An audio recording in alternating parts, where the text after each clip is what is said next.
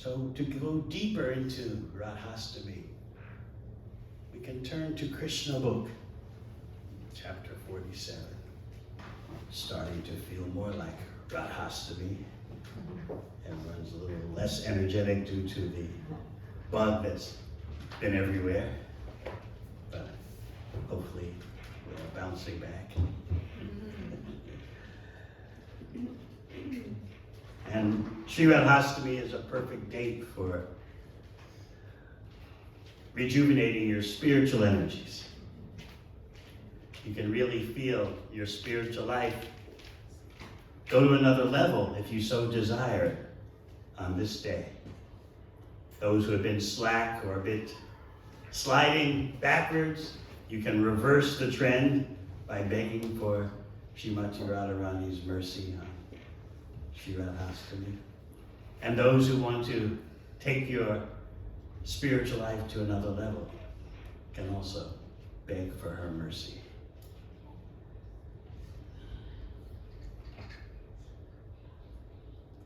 So we'll look at this chapter 47.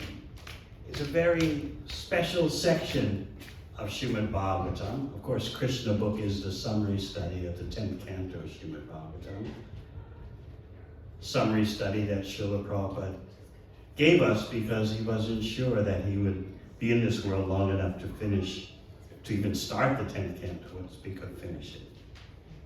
As we know, he did 13 chapters of the 10th canto. He always said Krishna book is his favorite book. Sometimes devotees would ask him, well, how do you read Krishna book? And he would say, Krishna book means read and enjoy. So this is your sense gratification. Whenever in doubt about what to do with your senses and how to enjoy, you reach for Krishna book. So this chapter 47 contains the Brahmara Gita. There are different Gitas, songs contained in Srimad Bhagavatam. Of course, you know about Bhagavad Gita, Song of the Supreme Optimum One. But in Srimad Bhagavatam, there are also Gitas. There's the Uddhava Gita, involving Uddhava. There's the Aila Gita. There's the Pingala Gita. And there is the Brahmara Gita. There are probably a few more. Brahmara Gita means the song of the bumblebee. This is very highly advanced subject matter, brought within our scope as much as can be possible by Srila Prabhupada's mercy in the Krishna book, which we distribute profusely, massively, in mass. Actually, the Krishna book, although distributed here, there, and everywhere, contains Krishna's confidential pastimes, but couched in tattva, couched in the science of the Supreme, so that any reasonable person won't think it's mundane or mythology. Any reasonable person. Otherwise, such pastimes as the Brahmara Gita reveals are top drawer confidential.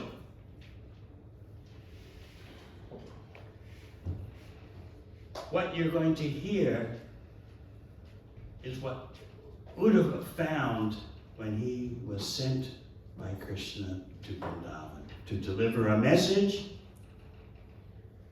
especially a message for the Gopis, and also to give Uddhava, to reward Uddhava with an opportunity to see the greatest exhibition of Krishna prema, love of Krishna, as demonstrated by the inhabitants of Vrindavan.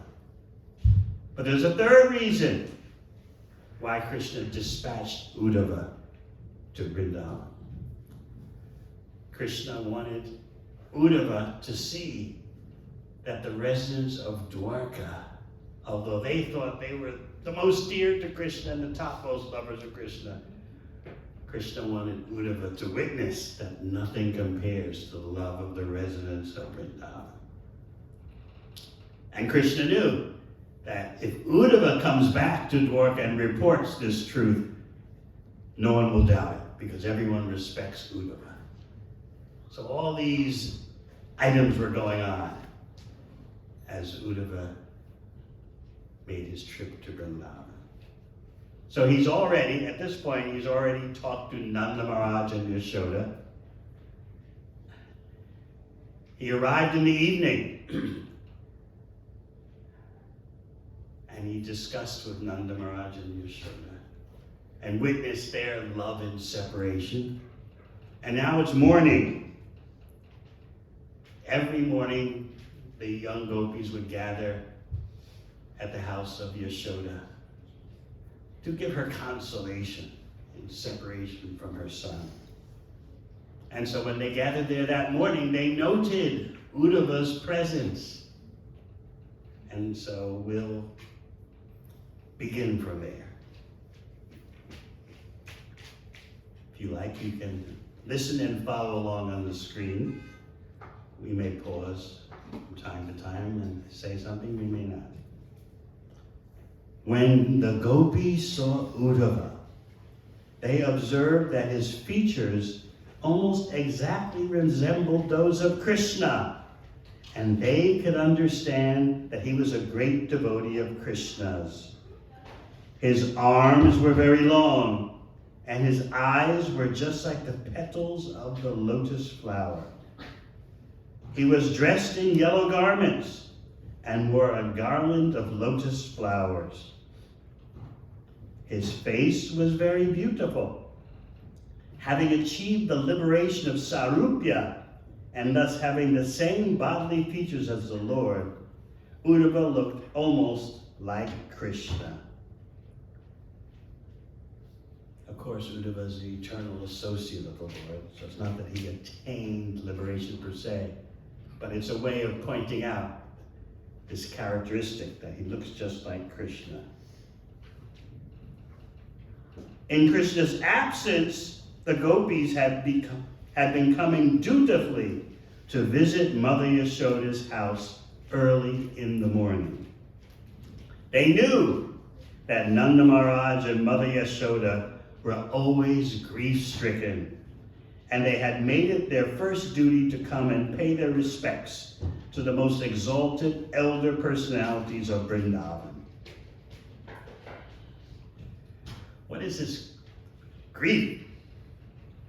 You may wonder, how could there be such suffering at the topmost portion of the spiritual realm?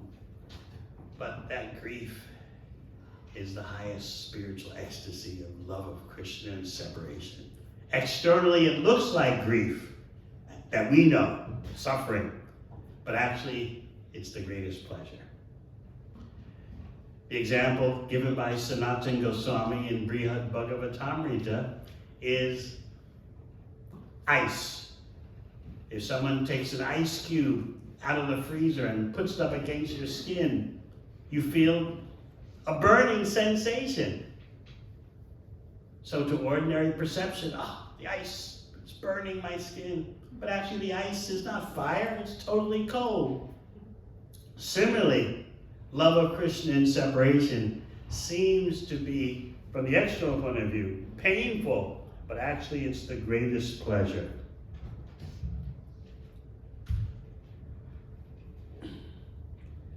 Seeing the friends of Krishna, Nanda and Yashoda would remember Krishna himself and be satisfied.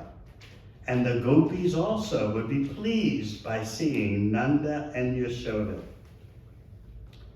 When the gopis saw that Uddhava was representing Krishna, even in his bodily features, they thought he must be a soul completely surrendered unto the Supreme Personality of Godhead. They began to contemplate, who is this boy who looks just like Krishna? He has the same eyes like lotus petals, the same raised nose and beautiful face, and he is smiling in the same way. In all respects, he resembles Krishna, Shama Sundara, the beautiful blackish boy. He's even dressed exactly like Krishna. Where has this boy come from? Who is the fortunate girl who has him for her husband? Thus they talked among themselves. They were very anxious to know about him, and because they were simple, unsophisticated village girls, they surrounded Uddhava.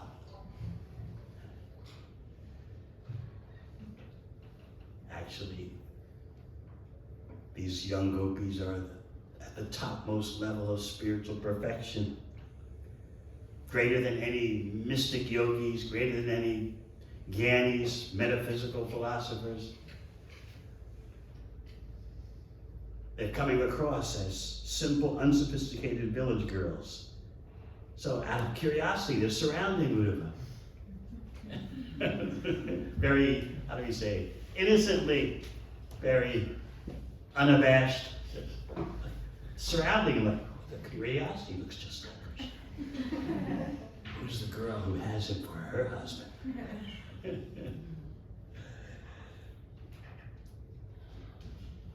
And of course, remember, Lord Chaitanya has said, Ramya Kachtan Upasana Vrajavadu Bhageneya Kalpita.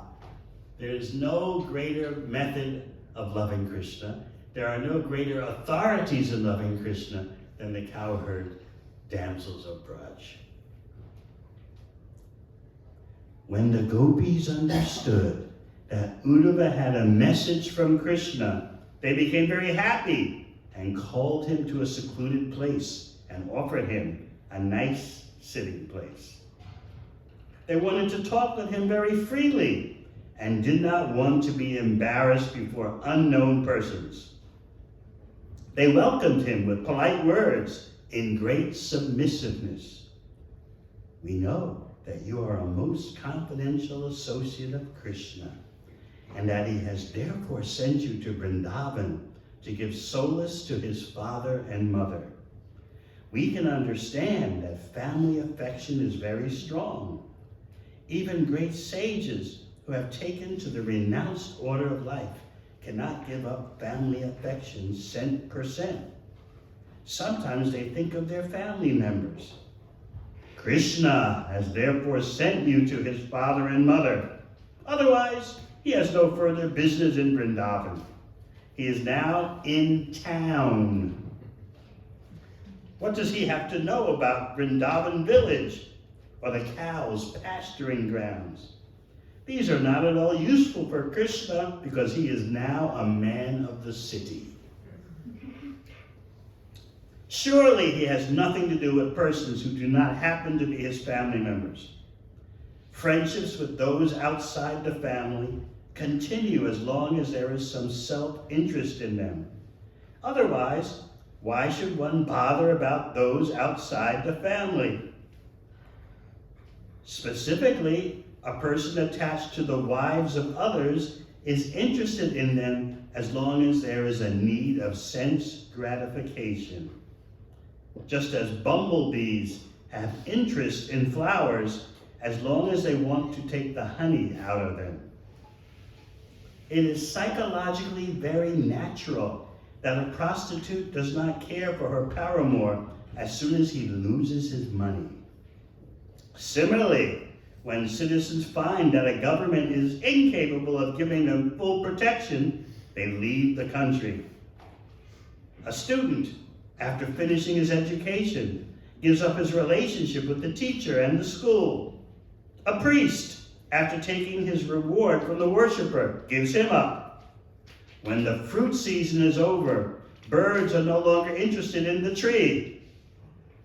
Just after eating in the house of a host, the guest gives up his relationship with him. Beautiful examples, goes on and on. After a forest fire, when there is a scarcity of green grass, deer and other animals give up the forest. And so a man, after enjoying his girlfriend, gives up his connection with her. In this way, all the gopis indirectly accuse Krishna by citing many examples. One thing you have to bear in mind is while they're making these accusations indirectly to Krishna by citing all these metaphors, they can never give up Krishna. They just talk like this. They can't reduce their love for Krishna in the slightest.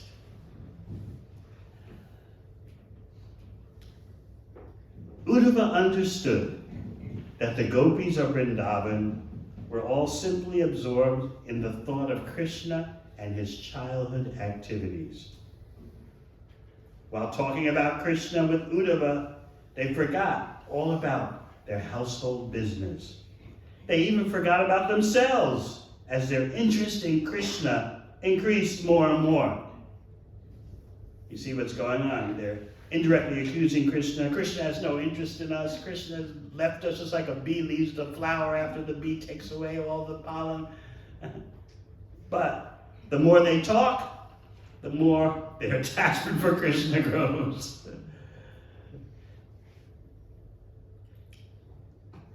One of the Gopis, namely Srimati Radharani, was so much absorbed in thoughts of Krishna by dint of her personal touch with him that she actually began to talk with a bumblebee, which was flying there and trying to touch her lotus feet. While the other Gopis were talking with Krishna's messenger Uddhava, Srimati Radharani took that bumblebee to be a messenger from Krishna and began to talk with it as follows.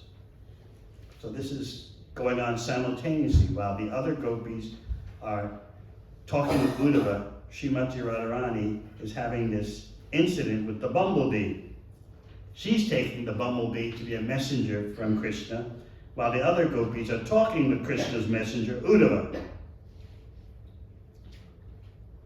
Srimati Radharani took that bumblebee to be a messenger from Krishna and began to talk with it as follows. Bumblebee, you are accustomed to drinking honey from flower to flower, and therefore you have preferred to be a messenger of Krishna, who is of the same nature as you. I can see on your mustaches the red powder of kumkuma, which was smeared on the flower garland of Krishna, while it was pressed against the breast of some other girl who is my competitor. Who is the main competitor in Vrindavan to Srimati Radharani? Chandravali.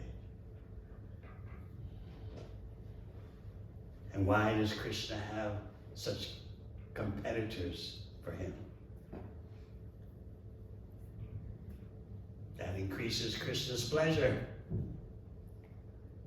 And it's also a manifestation of variegatedness. So many different types of gopis with different styles, different personalities. And so when there's rivalry amongst them for Krishna, it increases the exchange of rasa, loving flavors.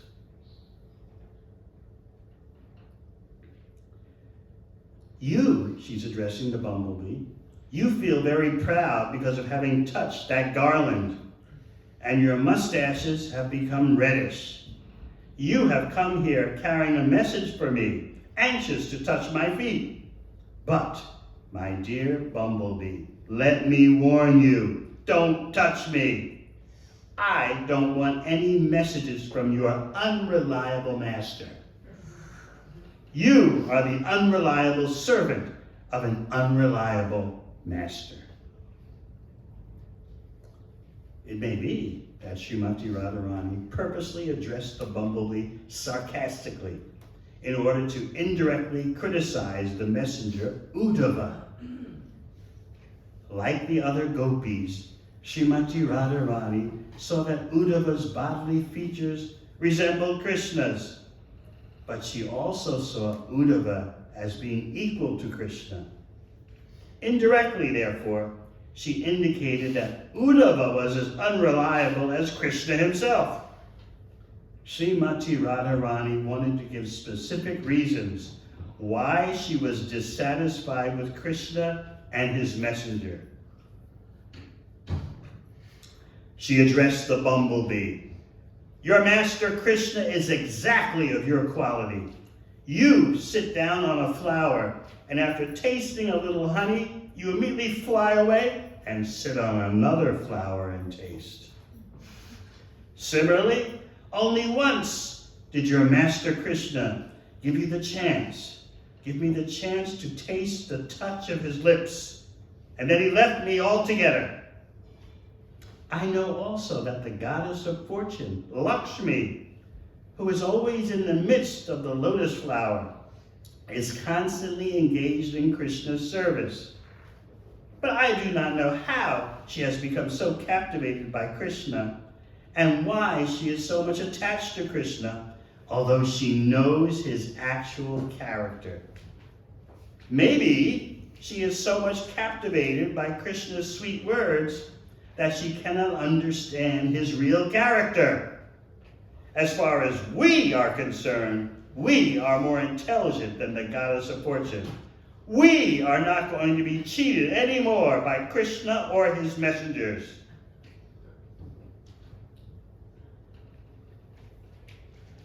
Sounds very defiant and definitive.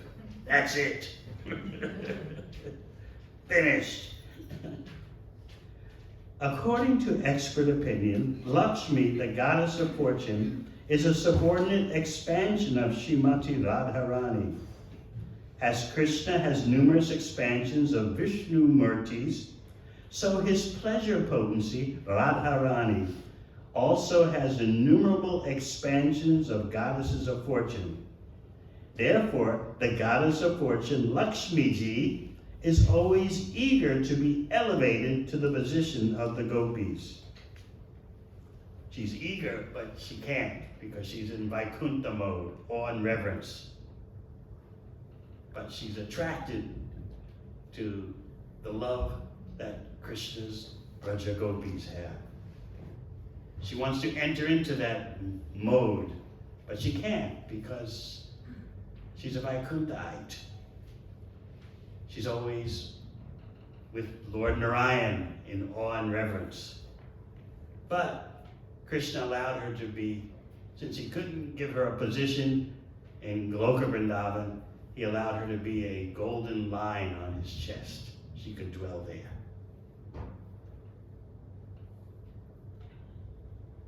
Srimati Radharani continued, "You foolish bumblebee, you are trying to satisfy me and get a reward by singing the glories of Krishna, but it is a useless attempt. We gopis are bereft of all our possessions. We are away from our homes and families. We know very well about Krishna. We know even more than you. So whatever you make up about him will be old stories to us. Krishna is now in the city, and is better known as the friend of Arjuna. Arjuna Saka. He now has many new girlfriends who are no doubt very happy in his association. Because the lusty, burning sensation of their breasts has been satisfied by Krishna, they are now happy."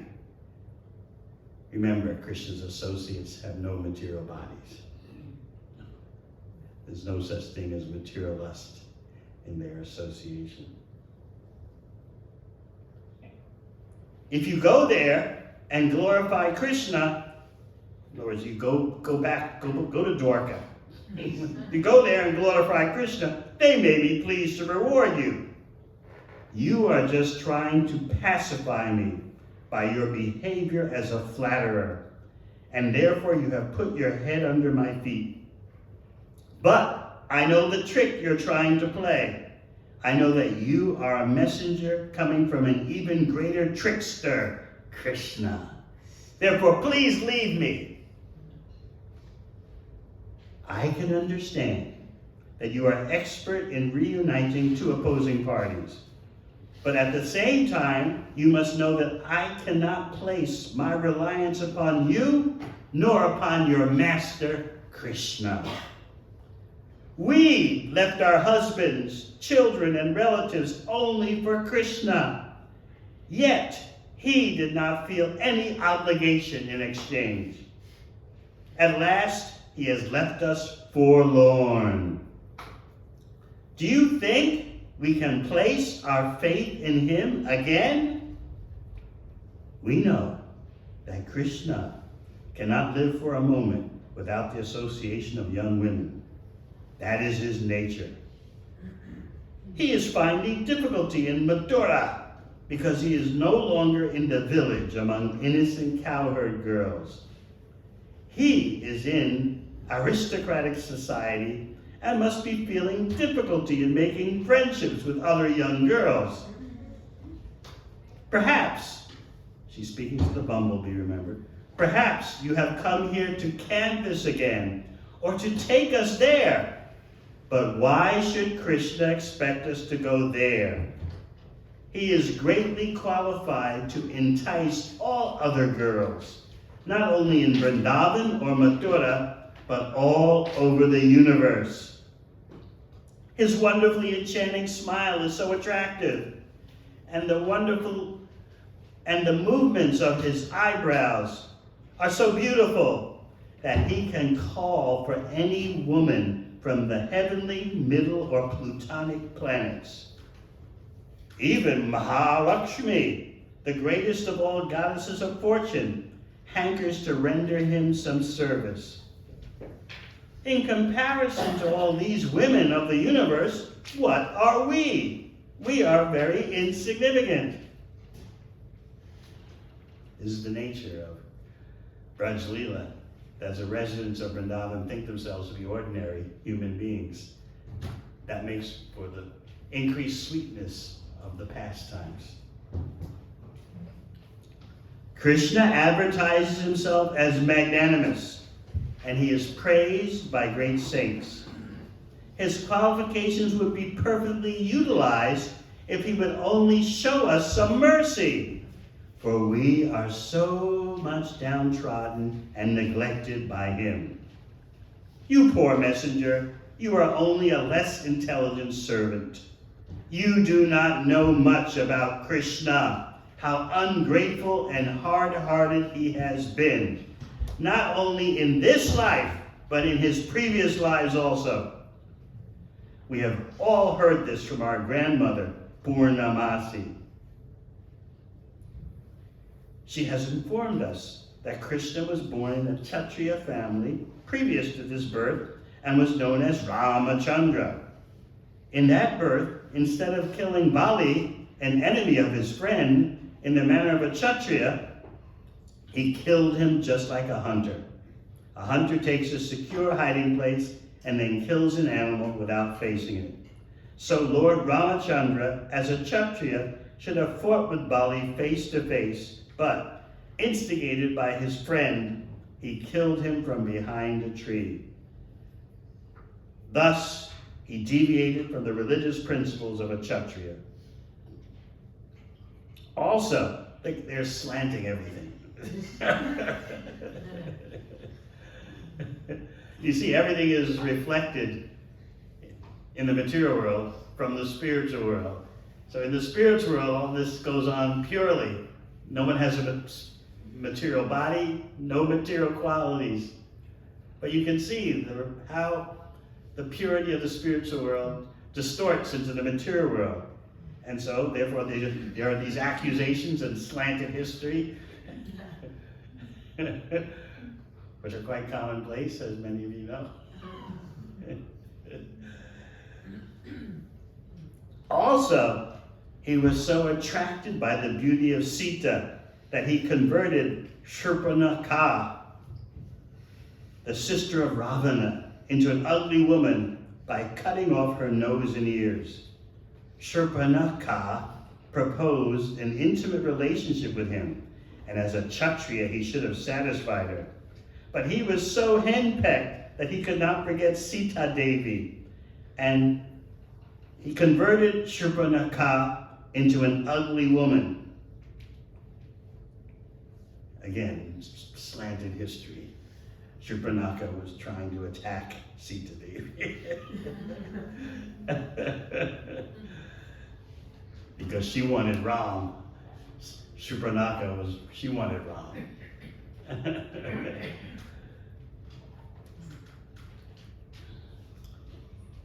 Before that birth, as a Kshatriya, he took his birth as a Brahmana boy known as Vamanadev and asked charity from Bali Maharaj.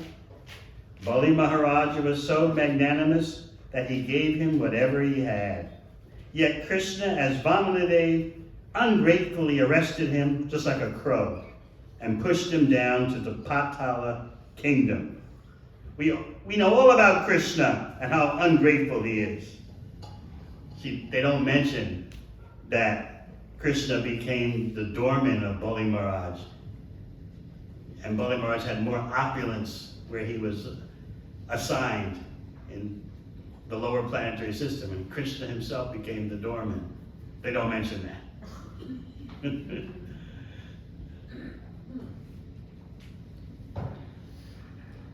But here is the difficulty. In spite of his being so cruel and hard-hearted, it is very difficult for us to give up talking about him. And it is not only we who are unable to give up this talk, but great sages and saintly persons also engage in talking about him. We Gopis of Vrindavan do not want to make any more friendships with this blackish boy. But we do not know how we shall be able to give up remembering and talking about his activities. Since Krishna is absolute, his so-called unkind activities are as relishable as his kind activities. Therefore, saintly persons and great devotees like the Gopis cannot give up Krishna in any circumstances. Lord Chaitanya therefore prayed, Krishna, you are free and independent in all respects. You can either embrace me or crush me under your feet. Whatever you like, you may make me brokenhearted by not letting me see you throughout my whole life, but you are my only object of love. In my opinion, Srimati Radharani continued, no one should hear about Krishna. Can you believe that? In my opinion, no one should hear about Krishna. How can she say this to me? Because as soon as a drop of the nectar of his transcendental activities is poured into the ear, one immediately rises above the duality of attraction and rejection. Being completely free from the contamination of material attachment, one gives up attachment for this material world, including family, home, wife, children, and everything else materially dear to every person. Being deprived of all material acquisitions, one makes his relatives and himself unhappy. Then he wanders in search of Krishna, either as a human being or in other species of life, even as a bird, and voluntarily accepts the profession of a mendicant. It is very difficult to actually understand Krishna, his name, his qualities, his form, his pastimes, his paraphernalia, and his entourage. Srimati Radharani continued to speak to the black messenger of Krishna. Please do not talk anymore about Krishna. It is better to talk about something else. We are already doomed, like the black-spotted she-deer in the forest, who are enchanted by the sweet musical vibration of the hunter. In the same way, we have been enchanted by the sweet words of Krishna, and by thinking of the rays of his toenails again and again, we are becoming more and more lusty for his association. Just think, Krishna is so beautiful that just the rays from his toenails produce such an effect. Who do you know so beautiful?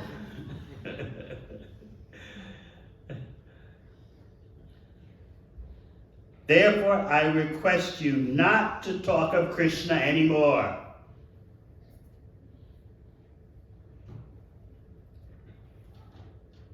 So then, Srila Prabhupada explains, these talks of Radharani with the bumblebee messenger, including her accusing Krishna in so many ways, and at the same time expressing her inability to give up talking about him, are signs of the topmost transcendental ecstasy called Mahabhava. The ecstatic Mahabhava manifestation is possible only in the persons of Radharani and her associates. Great acharyas like Srila Rupa Goswami and Vishwanath Chakravarti Thakur have analyzed these Mahabhava speeches of Srimati Radharani and described their different varieties, such as Uddhava, or bewilderment, and Jalpa Pratijalpa, or talking in different ways. These are the signs of Ujjvala Rasa, or the brightest jewel of love of God.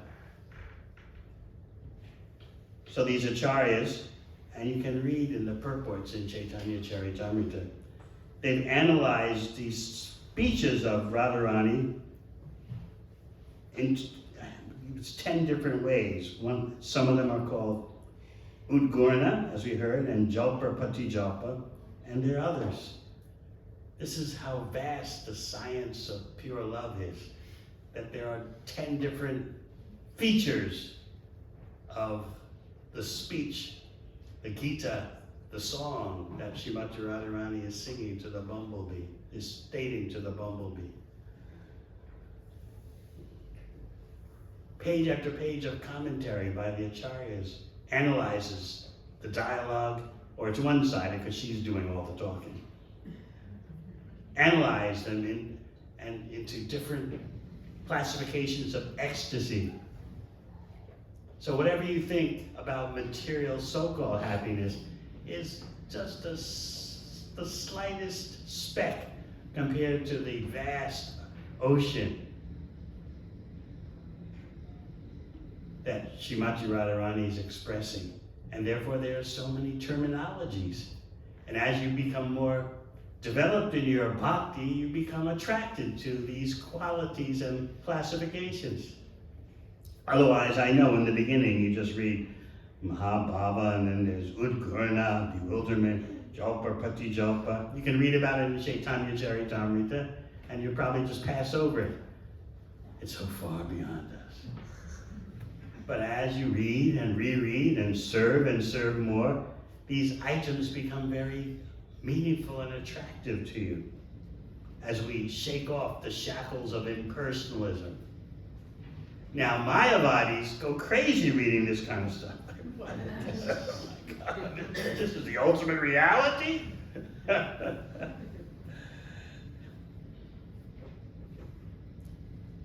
While Radharani was talking with the bee, and the bee was flying hither and thither, it all of a sudden disappeared from her sight.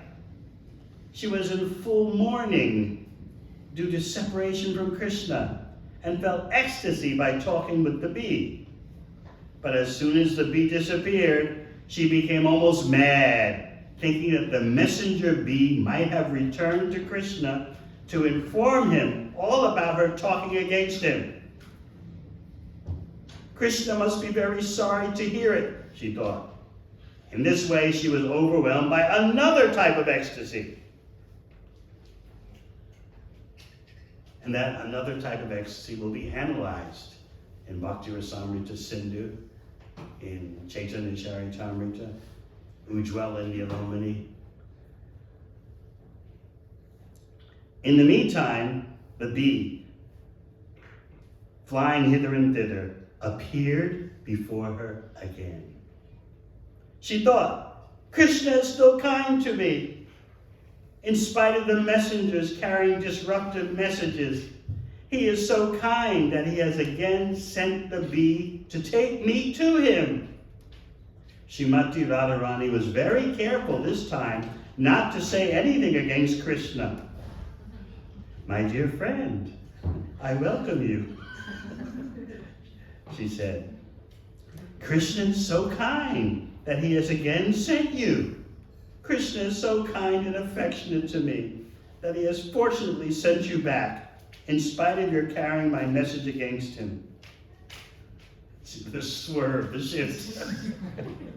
Again, you can see the reflection of the material.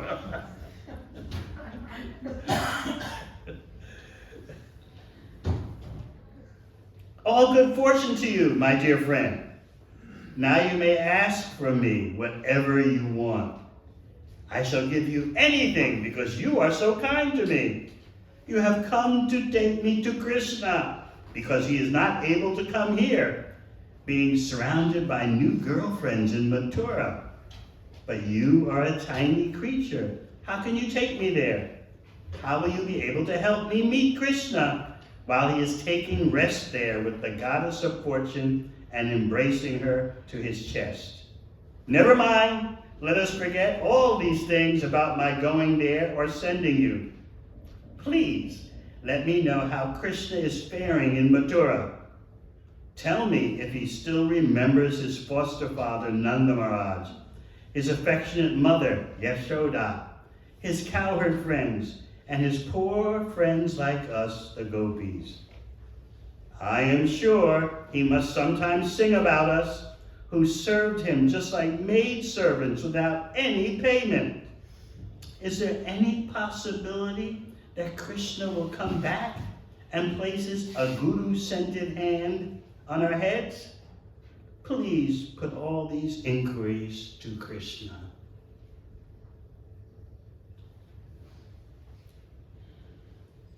Uddhava was standing near, and he heard Radharani talking in this way, as if she had become almost mad for Krishna. He was exceedingly surprised at how the Gopis were accustomed to thinking of Krishna constantly in that topmost ecstasy of Mahabhava love. He had brought a message in writing from Krishna, and now he wanted to present it before the Gopis just to pacify them. So that's the summary of the Brahma Gita. You can read it in great detail in chapter 47 of Srimad Bhagavatam 10th Canto, and you can also read it in the purports to Chaitanya Charitamrita. The verses from Bhagavatam are quoted. This is very important because what you just heard is why Krishna appears as Lord Chaitanya. When Krishna appears as Lord Chaitanya, he's purposely wanting to experience what Uddhava found in Srimati Radharani especially. Krishna wants to experience that. He can't do it as Krishna. What is this madness that my greatest devotee is going through in separation from me? So he experiences that as Sri Chaitanya Mahaprabhu. Remember, both Krishna and Lord Chaitanya are Swayam Bhagavan, the original personality of Godhead. They both exist eternally. What is the difference? When Krishna wants to experience love and separation, he appears as Chaitanya Mahaprabhu. When Chaitanya Mahaprabhu wants to be the supreme enjoyer, he appears as Krishna. So it's a dual reality.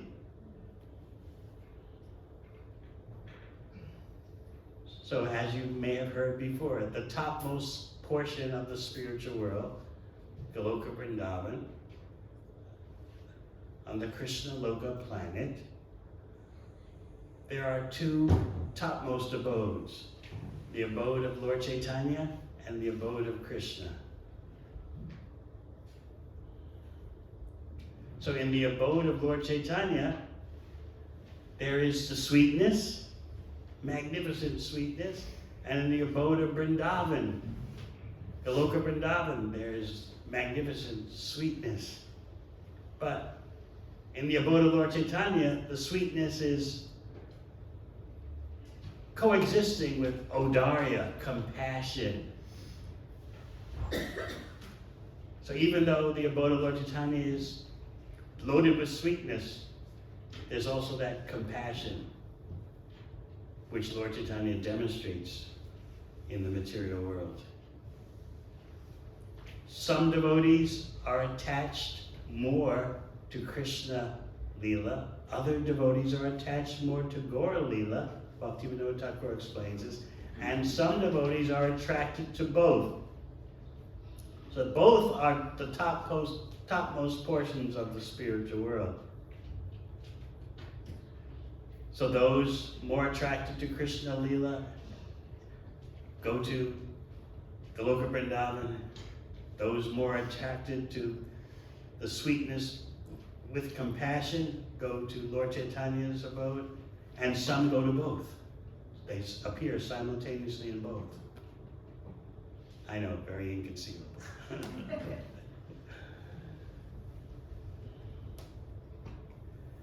So today we continue with our celebration of Sri Radhashtami. And as I explained before, this is a great day for you to take your spiritual life to another level, because Srimati Radharani is thinking, this devotee is better than me. She recommends the devotee to Krishna. Krishna, this is a better devotee than I am. Please accept this devotee. And Krishna will not refuse. So if you're feeling a bit dry, if you're feeling a bit besieged by the modes of material nature, if you're feeling like something is missing in your spiritual life, this is a great day for making an appeal for mercy. Maybe you've been slipping, sliding a bit backwards. Maybe the material energy is making you a bit dull. Or maybe you think everything seems to be going okay, but I think I could be doing much more. Maybe you just want to maybe you just want to have the ambition of doubling your efforts. Some of you are looking at me like, too much mercy.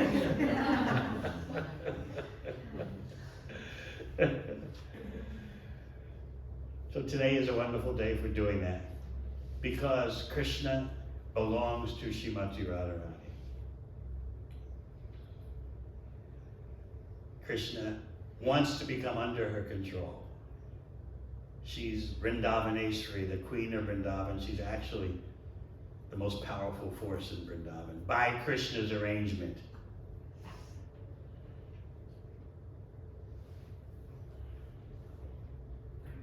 She is so infinitely powerful in her love that Krishna himself, as we discussed last night, he wants to understand what is the glory of her love. I can't understand it as Krishna, the full glories.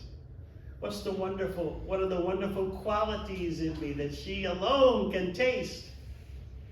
And what is the happiness she's experiencing in loving me? I can't understand this as Krishna. So I have to take her position and her emotions. So therefore, the blackish blue Krishna turns golden in contact with the emotions of Srimati Radharani.